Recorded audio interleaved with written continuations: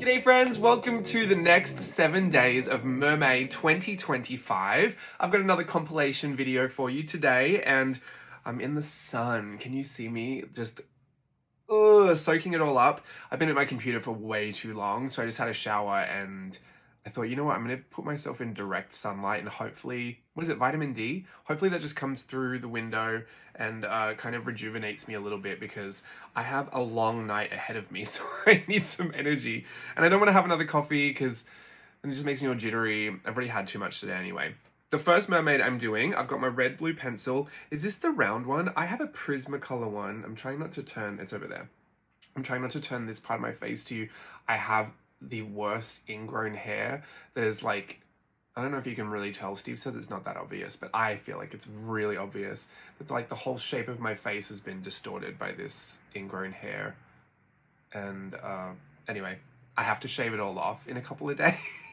And at the moment, the beard is the only thing covering how horrendous that is. The hair actually came out. So now it's just all this swelling, and I had my cold compress on it. I had the heat pack things on it. I've been doing everything to it to try and get it out, and then to try and sort out all the swelling because I cannot have a swollen face in a couple of days. Oh, it's gonna be too obvious. All right, I'm getting into this drawing. Oh, the reason I said the Prismacolor one, I believe I bought that one by itself, and I've never been a huge fan of that one only because it breaks a lot. It looks pretty, and obviously there's nothing really wrong with the pencil. I don't mind Prismacolor, they're kind of smooth and buttery, but for some reason, it's just broken all the way down. So I've been trying to use that one up, and it's pretty much done at this point. So that is that on that. The other ones that I usually use are the Mitsubishi, the red-blue ones. Those ones I just got huge packs of back in the day, and I still have a bunch of those. They're all shaved to like varying sizes at this point. It's shaved, sharpened. And it's kind of nice to look at. Do you know what? I'm lying. It's not even that one. It's a totally different one. Let me get it, because I feel like now I'm just telling you lies. This is the one. This one's a Mitsubishi one. Have I been using the wrong one? This is the Prismacolor one. See, this one hasn't been breaking a lot, and I just thought, oh, maybe it was just breaking a lot in the beginning. It's this one. Oh, at least I figured it out in the end. I'm going to have to use this one now. It's not too much of a difference. But look, you can see all my other ones. I've got teeny tiny little ones like this, and then fully unsharpened ones. I like these ones, the hexagonal barrel. I don't know, it's more interesting to me to have those ones. I just wanted to try a few other ones, because I see other people trying things, and back in the day, I hadn't tried every single art supply yet. I have now, but back then I hadn't, so I would just pick up random things and try and give my suggestions where I felt appropriate. Nowadays, I have too many, and I'm enjoying using them all up, which is nice.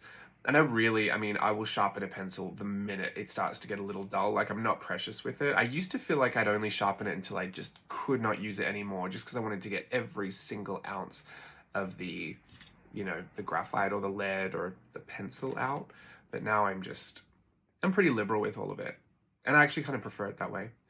I really liked how her hair came out. I gave her these weird kind of cyber swirls in there. I've been really into that cyber sigilism aesthetic that's going through clothing right now. So I wanted to give that a bit of an effect in her hair. I love how she turned out. I just kept it as a red line drawing, just simple. This one, I wanted to do some crab eyelashes, and I got, what are these called? Someone asked me the other day. Jelly Roll Moonlight. They're the Sakura Jelly Roll Moonlight. I knew they were something. Of course they were something. Oh, and then someone else asked a color that I used. This bronze. It says it's a hybrid dual metallic. And this color, of course, it's all in Japanese. Gold. Sunset gold. Which I guess would only help if you knew how to type that in Japanese. It's a hybrid. It's just like a gold pen, but I really liked that. I went straight in with the King Art. I think it's a 0.005, very fine pen. I wanted to do this all with really fine pen line work, even the sketchy lines to kind of get it all together. I made a false start on that neck and arm underneath, so I kind of covered it with hair. I really love how all this fine line works look. It was kind of fun to look at and going straight in with pen really takes away the idea that I'm going to do something really, really neat. So it keeps me a lot more free and loose. I just feel like, great, it's a sketch now, because I can't undo it. I can't erase it. And I mean, I can. There are always ways if I needed to fix something, but I choose not to when I'm working like this. So that's good. And I used those jelly rolls, the Moonlight ones, to give her just some pops of neon, some accents. I went in with watercolor first. This journal is one of those abandoned inserts. All the pages are made up of something different. I don't know what paper this is, but it took it okay. It took the watercolor pretty well. It took the pens pretty well. So I'm assuming it was a cardstock at least, with some kind of maybe hot press watercolor. I don't remember having access to a ton of really expensive papers back then. That was something I didn't get into until a little bit later. So it would most likely be a cardstock. But I think, if I've talked to you about this before, if you've seen my other abandoned insert journals, I really like that all the papers are just kind of whatever, and they come from wherever, and some finishes are glossy. They've got that newsprint, news. How do Americans say it? News? I'm saying news. I got that newsprint paper. It was actually packaging from Social Print Studio. I used to get their magnets and stickers. I used to order those. I think it was Social Print Studio. Anyway, so I kept that and I've used that, but I like working on that is a completely different experience to working on a cardstock or a watercolor cardstock specifically, which I don't think this is, but working on a glossy surface of a printed magazine page, like those surfaces are all wildly different, and I know now how to work with them. Back in the day, it was a lot of trial and error and a lot of figuring out, oh, okay, this will work with that, this won't work with that. And then techniques develop over time. You find your little workarounds for things, and then, I don't know, it feels nice on this end, where I've kind of done a lot of the experimentation to know how to work with all of them. I don't know, I feel like very competent when I walk through the book and I know which papers are which and how I'm going to deal with it. Still, there's an element of surprise. Not every watercolor paper is the same. Like the sizing might have a different effect on the color as it dries down, or there are certain types of paper that you don't think will warp that warp like crazy, and that makes its own little challenge. There's always going to be something unique about each different paper, so I never feel like I fully really know, but I feel like I've got a big head start now that all the knowledge is kind of in the back of my brain. And this is one of those things that I mention, now in my art journaling, I'm at a point where so much of all of that experimentation, that creative play, the journey that I've taken has led me to a lot of knowledge, and it feels good to sit down with a lot of knowledge that I can pull from intuitively, because it just makes the process a lot smoother. I don't have as many bumps in the road. Even if my journey itself is, kind of made up on the spot, I rarely go into this knowing what I'm going to do in the end, but I do kind of know what I feel like doing. Like this page, for example, this is another one of those printed magazine pages, and I knew I wanted to use that pose, obviously make her a mermaid from MerMay, and I wanted to take the gouache and kind of block it all out with color so that I could just steal that pose, just steal that whole setup that she's got going on there, and I would integrate some of the background into the piece, and then the rest I would just kind of paint over. So that is kind of what I knew I wanted to do. Beyond that, I had no real idea about the aesthetic I wanted to take. I didn't know what she was going to look like. At that point I could have put 17 eyeballs on her face, and it's, it wouldn't have worried me. I kind of keep open to whatever I feel like doing. And then there are things like, oh, I want to paint this crown in, and I wanted to paint the stars back in, and I kind of liked the stars. I thought they were like big, what do you call them? Sea stars? What do you call the stars? Starfish? Star shells? I think it's starfish. Now that I say it, it doesn't sound real, but I think it's starfish. And I thought it'd be nice to have all these big starfish everywhere. So that idea kind of came from the background, because I thought, well, I do want to keep those in there. Oh, that could be a motif I just kind of scatter all around. And that's where the aesthetic just kind of develops and evolves. Like There are sometimes I really do know what I want to do. Like I sat down the other day, I had written, oh, this type of mermaid, and I knew I wanted to just draw that because it was something specific. There was a reference for it, and I just wanted to draw that. There are other times where I am just in the process, and the process itself kind of develops the piece. So knowing that I wanted to use the image and kind of steal the structure of it, that was kind of my goal. And I just trust that something else is going to happen after that because I'm going to want to put the face on. I'm going to want to deal with some of those background elements. And the choice to not erase them, like I could have painted over those stars and just gotten rid of them, might have yielded a completely different result than if I just left them, because leaving them made me use those stars and then think, oh, I want to put them everywhere. So that's kind of that, I think, that freedom, that intuition that you get over time, and where if you're curious enough or you're just open to kind of, I don't know, just moving through it, you do end up just finding that these things just develop themselves. Like I'm not such an active participant in a lot of the ideas. They just kind of come out, and I don't pre-visualize a lot of stuff. I know I have a process. There are certain paints that I might want to use, and therefore that will lead me down a garden path. There is a certain technique I might want to use.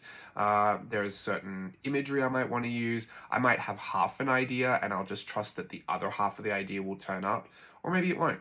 But then again, I don't really care. These are just for fun. So if they don't work out, they really don't work out. But then, you add your other stuff in. If I'm in a season where I'm doing, big, bold eyelashes everywhere, which is always, but, then I add my big, bold eyelashes in. If I'm loving using a certain brush pen, I'll probably pull it out. So I don't know how to really distill it down into nothing, but there's something to be said for developing your process rather than trying to task yourself with being an incredibly creative, ideas person. You don't have to have a lot of ideas, but you do kind of have to have a process if you just want to turn up and see what happens. Because you got to know where to start. And I think that intuition is led by having a lot of knowledge. I think you're intuitive about grabbing many different things if you've used all those different things and you've started to get a handle on them. Your intuition doesn't usually want to grab something that you might be bad at. If you've always struggled with a brush pen, you're rarely going to think, oh, let me pick up that brush pen. So that's the thing that over time, when we do classes and we do workshops, and I'm really in Virtual Voyage 10 right now and putting that together. So this is why it's all on my mind, probably why I'm chatting about it. When you're in that place and, we're learning things, I always try to make sure that you're not just learning step by step how to replicate what you're seeing on the screen, but that the true takeaway from a lot of the lessons that you're having is confidence with your materials, confidence with your approach, setting expectations and managing those realistically, and developing your process, really understanding your supplies and how you like to work with them, getting comfortable with problem solving, reverse engineering some of the things that you see online, having good deductive reasoning skills. All of these things serve a better purpose to your overall experience than being able to draw a good face, or being able to draw symmetrically, or being able to paint, straight lines with an angled brush. Those are good skills. But the thing that I really think, lets you have a good time is having that knowledge back there ready for you to just rely on when you're sitting down to play, having a good process. If that makes any sense. Obviously, I've got a lot of figuring out to do with regards to how I want to word all of that, but it is important to me. I think what I want to talk to you about in today's video is that process, because, the mermaids all look really different. Some people kind of give me more credit than I think is worth, that I'm due, because I don't really think about what they're all going to look like. I don't try to make them look all different. It's just a byproduct of this process that I have, which allows me to sit down and play and use the skills that I've learned to feel intuitive and kind of just open to a bit of creative playtime. The results, I think my first MerMay, I had called it MerMay Results May Vary, because I very specifically wanted to try different things. Now that's just how I work. It's just always something kind of different whenever I sit down. It also helps to have all of your stuff at, within reach. Like I can reach that, all that tray of everything. I can reach everything over to the side over here. That helps. This, for example, my purpose here was to use the leftover paint on the page. I wanted to use some of that paint to feel like I hadn't wasted a bunch of it. I did. I ended up wasting a lot. But I thought, oh, I'm going to do a negative fill. Like I'm just going to fill around the space, and then I'm going to have to paint my mermaid inside. Originally I thought I might draw it, but I had the brush out. I was feeling kind of confident, and I kept a very simple approach to her. It's very much the same style as those mermaids that fit in the columns that I did a tutorial on last year that I've already done during this MerMay. So sometimes those ideas repeat themselves, but instead of putting her in a column, now she just existed in that negative space. And that was really it. Like there's nothing more to that. I didn't really know what she'd look like, but I could have guessed she'd be pretty simple because I was using a paintbrush to kind of illustrate the whole thing. I wouldn't, if I wanted something more, you know, if I wanted something more rich with detail, I would obviously not use a paintbrush to do it. I'm not that great with it. Here's my collage club. Now this kind of a process, do not use whiteout on your paintbrush. I remind myself to remind you, do not use whiteout on your paintbrush. Do not use whiteout on your paintbrush. I had to clean this about 600 times with very special brush cleaner, and it almost ruined it. I didn't even know that there could be a chance of ruining it. I don't know why I just assumed whiteout was white paint. What's even worse is you can see me using it here. I have a white brush pen, but my curiosity got the better of me, and I just thought, I want to see what happens when I use the whiteout, because it seems like a different medium. Like it smells really funny. It's very opaque, but it chips off. So I just didn't know what it kind of was, and I wanted to have a play. My mistake. I did save the brush, but don't use whiteout on your paintbrush. You know, the funny thing is I think there's a lot of oil in it, because when I used it with water, it all balled up. Like it was very interesting how it worked. So scratch that. Using the white Posca brush marker, which is this MerMay's MVP, I'm just going to call it. So if you need one of these, I think I have them listed in my Amazon storefront. There's always a link in the description box for an Amazon storefront. If you just want to go and see a lot of the supplies that I'm using, you can click on that and see a whole list of things. But I also used my old zebra sign pen. I was using a lot of old school supplies during this MerMay, which I really enjoyed. This, I took some Collage Club ephemera to pop a face down. I knew I wanted to use the idea of this fishbone thing, but I didn't know if I wanted her tail to be a fishbone or if I wanted her body to be a fishbone. And in the end, I just traced around the fishbone that already existed, and I thought, maybe I'll just make it abstract. Like, it doesn't have to be this silhouetted body. I love that silhouette, that hourglass silhouette, especially in a mermaid. But for this one, I wanted to challenge myself to get outside of that convention a little bit and just be open to doing something very graphic and very bony, fish bony, kind of like a little yuck. Sometimes I get in that ooky, spooky, kooky mood, you know. I get like that when my Tim Burton obsession comes back around. So I wanted to just make this a little bit of a cracked skull, cracked fish bone kind of a thing. And very, very simple to do with that white Posca paint pen, because it does dry matte, so you can use your other supplies over the top of it. Very effective with some brush pen and with some fine liner pen.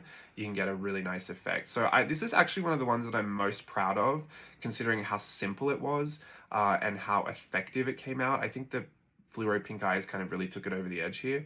I also added some gray marker behind it just to sharpen up the contrast of the background and the piece. So I didn't add it to everywhere, but can you see how it just kind of shadows it down a little bit so that I can really clearly see what that image is?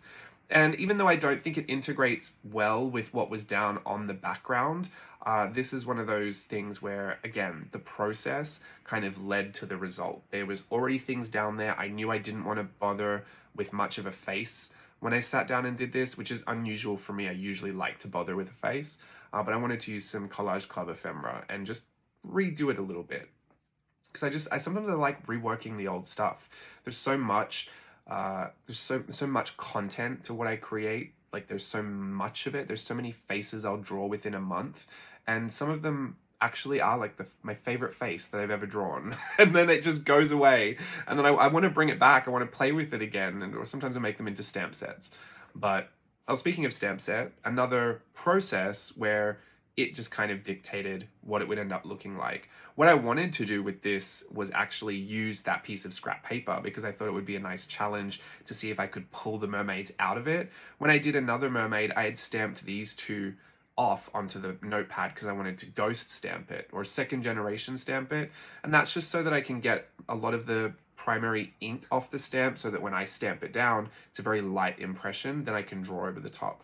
I use the stamp and illustration method that I talk about a lot, which is basically using the stamp as a blueprint or a base for my drawing. And for this, because there was so much going on the page, I thought it would be a good challenge to see if I could just pull them out. Originally I was going to do one, and then I thought, oh well, there's two and they're not too overlapped, so I could probably make two out of this. And yeah, I went to sketching. I put some hair on first just to see if it was going to work. I always reserve the right to abandon something kind of early days, but I kind of liked it, and I thought, great, well, let me grab this white Posca marker and use it. It is not super opaque off the bat, which I like. It's a little bit buildable, and that way I could just soften up all of the area underneath the mermaid, so I could kind of clean it up a little bit. It was like I was just lightly erasing everything, but obviously not with an eraser, with the white brush pen.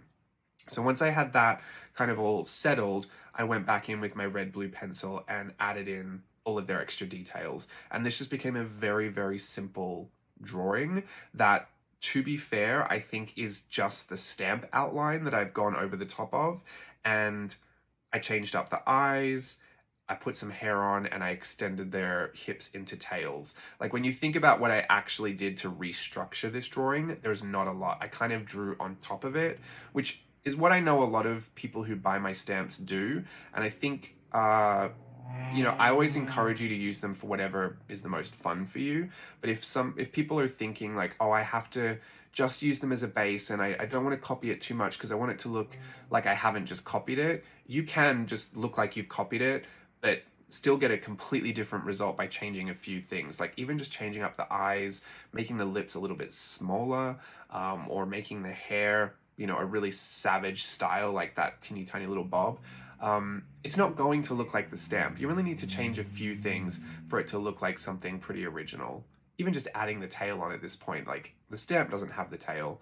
So yeah, I like to speak about those things from time to time because on the off chance that you've actually thought about it, I have thought about it too, and it crosses my mind to remind you sometimes. But you can still see that pencil swatch underneath that tail there, so I do like how that turned out. I like that there's a transparency to it and that it's a very simple illustration. That is one of my, I wouldn't even say it's my downfall, but one thing that I do think I don't achieve or I don't manage a lot is to show restraint or to pull back. I tend to get excited in my process and I want to do everything. I want to chuck everything at the page. I want to try everything. More is more is more is more. And it's fine, and I love that, and I do. But sometimes I do want to pull it back, and I get more curious about what I could do showing restraint. What does it look like if I'm a bit more minimalistic about it? And I do tend to struggle to do that. So on the off chance that I ever actually manage to do it, I do feel quite proud of myself. And it's funny to say that I feel proud of something that looks so plain and basic, but there's always a temptation to go and pattern every single block or to go and shade in every single edge or to, you know what I mean? Like I think I always get that urge to take it to that place. And as much as I love that, I just want, sometimes I'm more curious to see what it looks like simple. So I was proud of that one. Definitely really enjoyed those two mermaids. I think those are also some of my favorites from MerMay this year. I have a bunch of favorites. There's still favorites coming up in other videos, but definitely in this video, I think those are some of my favorites as well. This one I really wanted to play with the silhouette. You can see I've stamped out, like I said, those first impressions I did on that notepad, and then I used a really light impression on the page to draw. And on those notepads, I did kind of anticipate that I would use those to draw a different mermaid, just like I had done, but I don't think I ended up doing it with those two. This stamp is quite big for mermaids in this particular journal. Like, this is a whole page that I'm doing, but because the head is so big, you end up zooming in quite a bit. So I strayed away from using a stamp bigger than that for all of my stamping. That was kind of the biggest one that I used, but it's quite substantial in this book, which is funny because when I use it in my other journals, like my bigger ones, it doesn't seem that big. So this is where I did create different sizes in my stamp sets to accommodate smaller journals, but you know, sometimes I want what I want, and I haven't got this specific stamp in a smaller size, so I just went with it. I was like, well, it can just look zoomed in, it's fine. I was gonna do just a red pencil drawing for this one as well, but I felt like I wanted to color it in, and it was kind of late at night, and I think you can see, like, even though this is sped up, there's just a lot of waiting and kind of twiddling my pencil. If it's late at night, or if I'm just chill and relaxed, or I've forgotten the camera's going, I will just sit there and twiddle this pencil for a minute before I go and do something. Like, I am in a trance. I'm in just a mode of relaxation, and that's just lovely. That's where I really would love to be every single time I get the camera out. Obviously, it doesn't make for great videos or easy editing, but for this, I left some in so you could see that I was really moving slow that night, and I kept telling myself, you gotta go to bed. Like, I think it was like 1 o'clock in the morning. This has that artificial light look to it, which I don't love, but I filmed all over the place with MerMay. I decided to get my Copic markers out. I love the look of Copic markers with red line work, so this was just also like a nice, fun, slow process. I spent a lot of time on this piece, which doesn't look like it. This looks very simple when you look at it at the end. Like, it doesn't look like there's been a lot of work done to it, but I was just moving so slow, and I was just relaxing late at night, having a draw in my journal, doing some mermaids. It felt like old times. It was so nice. I felt like I had no cares in the world. And like back in 2018, 2019, I was such a night owl. Like, I would work all through the night, and it was so quiet. Everyone was so quiet. The world is kind of asleep around me, and I liked being in that trance. But I don't usually work like that anymore. Now I get a lot of my stuff done in the morning. The lighting is better. I'm usually a lot more awake and vibrant in the morning. That's not true. I'm a little bit more awake than I am at 4 o'clock in the morning, but anyway, I am now. Like, I'm not a morning person, I'm definitely not going to say that, but I've been doing a lot before midday, which is new for me anyway. But now that I have to juggle so many things, I don't have an option to do it later in the day. Now most of my day is gone, or like my early night is gone. And by the time I get home, even though I used to be a night owl and I could stay up all night, I just get so tired. What's that? Oh, I've disappeared, see? I'm just taking my time. I'm sure I'm in the Copic markers trying to pick a color, and this is why I'm just disappeared. There you go. I'm back on screen. Anyway, there's a couple minutes left in this video.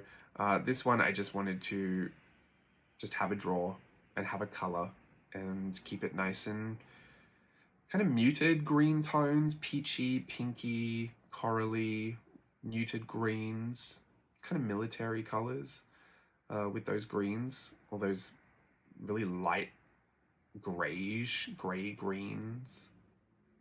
Some of those markers are so dead. I've had them since I was, let's say 16 or 17. My gran got me a whole set of Copic Chow markers. A lot of them still work, but some of them are really, really dead. So I've been slowly putting them into my empties pile. I know you can refill them, but I think Copics might be done for me. Like, I don't really use them that often. I can't see myself replacing a ton of them. Yeah. I'll just enjoy them. I'll enjoy them up. I'll use them up, and then they'll have had their life cycle.